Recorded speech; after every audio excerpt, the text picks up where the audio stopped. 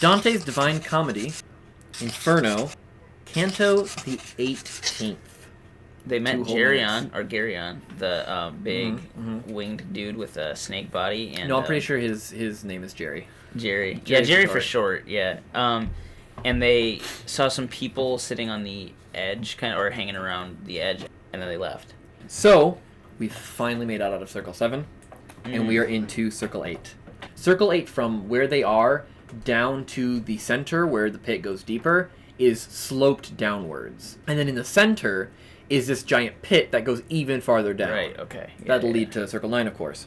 Between where they are and the giant pit in the center, there are 10 trenches. Technically, these are called boljas, each with a different kind of sinner in each one. And there are bridges gapping some of the trenches.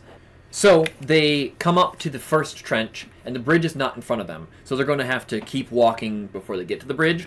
While they're walking, though, they're able to look into the first bolja. And after this, I'm definitely going to go ahead and look up a official pronunciation, just so I know I'm saying this correctly. How do you spell it? Actually, yeah, we should just look it up right now. Okay. Balja. I'm going to say Balja. Balja. Oh, my commentary says Bolja. I'm just going to call them boljas. If I'm wrong, then that's too bad.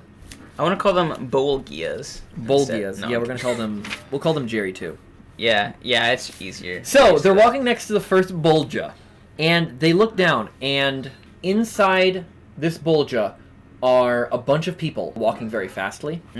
They see essentially two groups of people. Some of them are walking in the same direction as Virgil and Dante. Some of them are walking the opposite direction.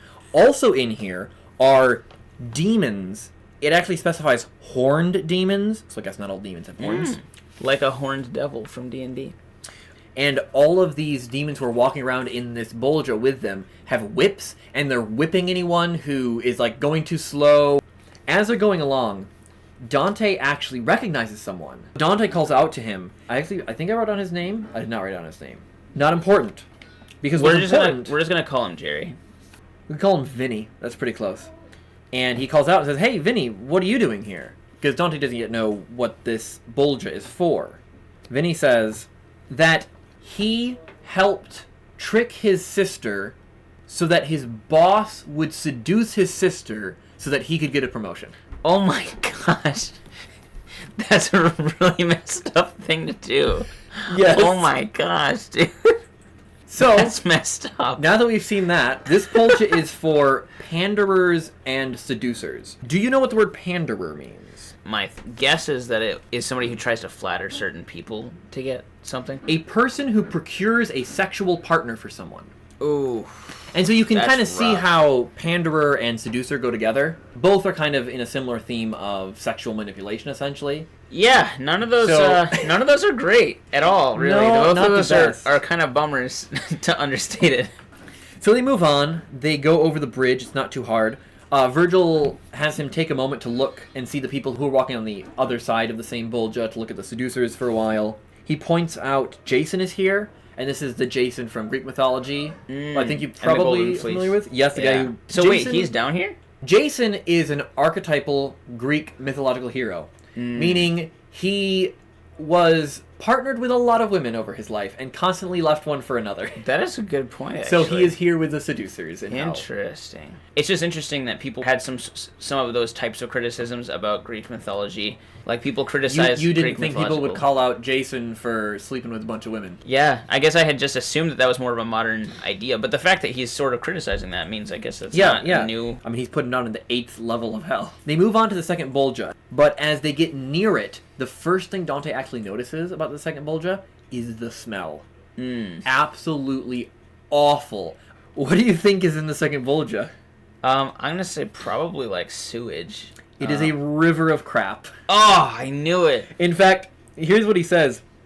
Once there, I peered down, and I saw long lines of people in a river of excrement that seemed the overflow of the world's latrines. Oh, that's disgusting.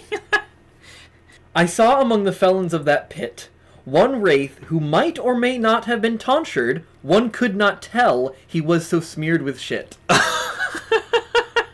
This guy is just so covered in crap, he can barely even recognize what's going on with his head. Disgusting. That would make you have to make a Constitution saving throw. And my commentary at this point would like to remind you that Dante has earned himself the title of Master of the Disgusting. I can see why. Good grief. That is pretty nasty. I almost prefer the River of Boiling Blood. This is pretty gross.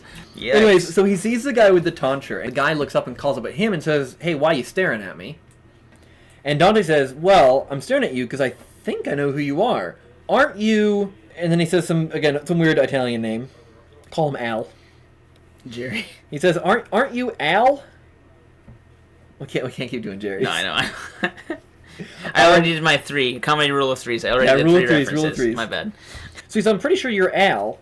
And he basically just tells him that, "Oh, yeah, you do recognize me. I'm here because I did a lot of flattery in my life, and that's why I'm here." That's pretty much all he says. And we learn here that this second bolgia is for flattery.